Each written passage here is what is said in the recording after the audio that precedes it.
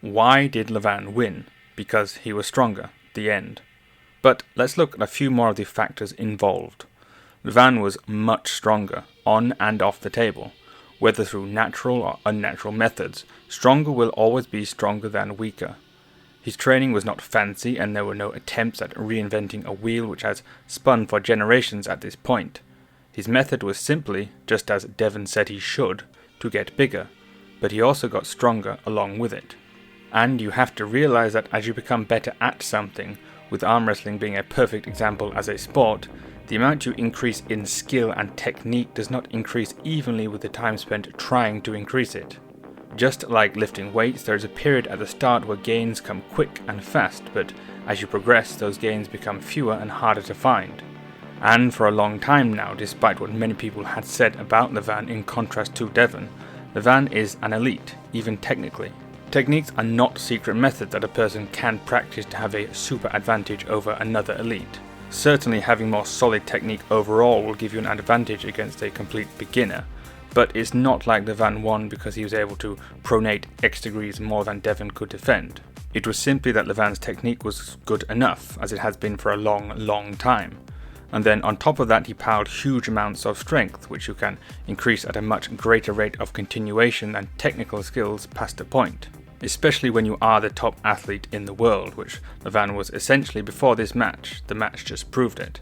When you are the best athlete, or even one of the best athletes, the need for special training or secret methods diminishes. At the top level, you have basically reduced a sport, if it has been in place for long enough, to those people who are just genetically predisposed to being at the top, much more than you have exposed the superior methods of training. It is quite possible that even if Devon and Levan used the supposed volume over weight training systems, which in actuality Devon didn't really follow, I'll explain that in another video, but if they had both followed this radical, apparently unorthodox training method, it is very likely that Levan would still triumph, but he didn't, because he realized that given his genetic advantages, all he needed to do to succeed was to allow those advantages to be nurtured and enhanced.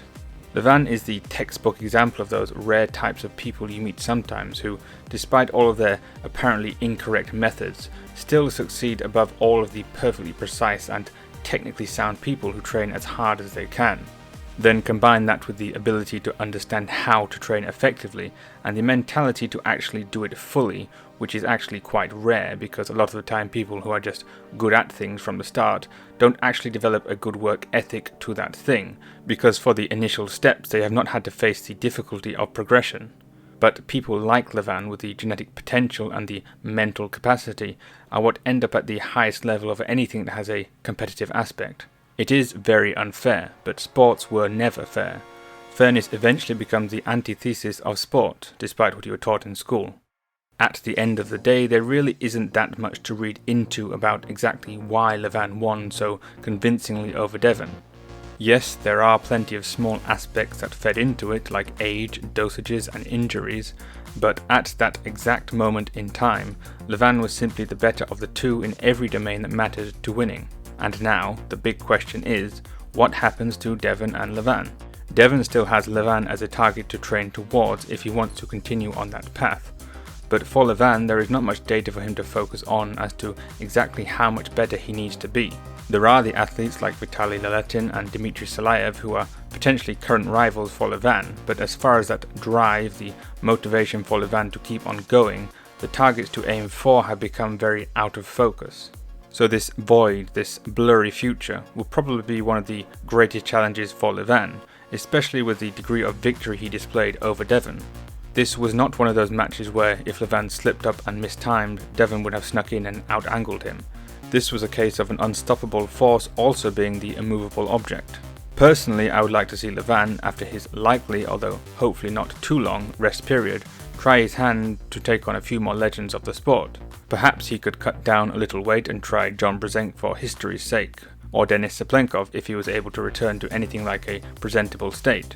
But otherwise, except for Laletin and Salayev, the future of arm wrestling looks quite sparse and uneventful for Levan, so it is very possible that the focus in the sport as it is displayed will shift to the lower ranks where more competition is possible. People like Irakli, Kvik Vinia, Todd Ziller, Corey West, Hermes, Evgeny, Kadecha, people where there is still a distinct possibility for a match to go either way. Realistically, Levan is a very poor asset for a betting agency since there is not much left to bet on at all, and betting agencies are now a very large aspect of the sport as it is funded and presented. And that's about all there is to say on this. Levan won convincingly, and I'll see you next time.